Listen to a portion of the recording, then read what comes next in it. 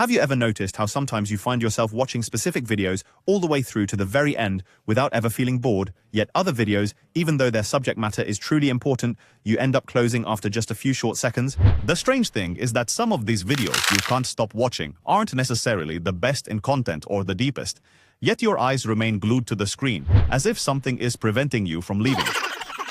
Perhaps you've come across a video with a powerful title, a clever idea, and its creator clearly put a lot of effort into making it, but the number of views is low.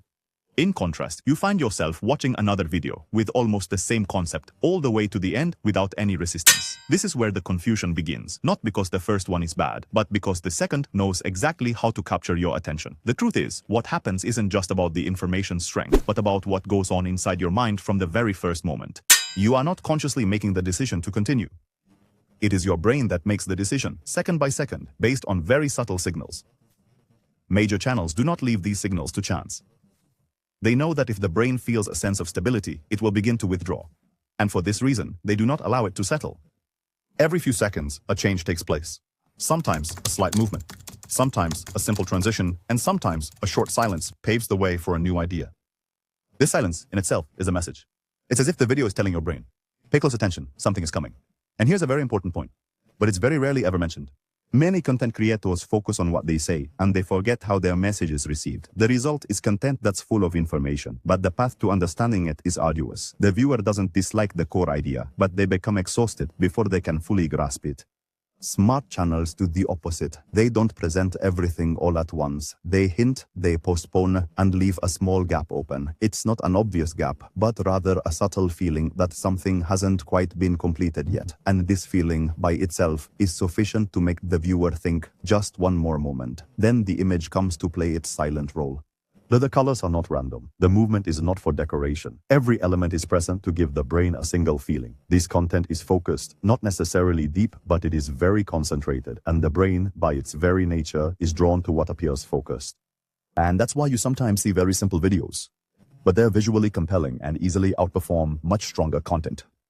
And this is where the paradox truly lies. There's genuinely strong content, with clever ideas and profound analysis. However, the visuals are static, and the pace is monotonous, and nothing helps the brain to stay alert. It's not because the content is weak, but because the brain was left alone to handle the entire burden. And with time, it quietly withdraws. A successful video never asks the viewer to exert any effort. It intelligently distributes the effort, a part to the visuals, a part to the audio, and a part to the motion.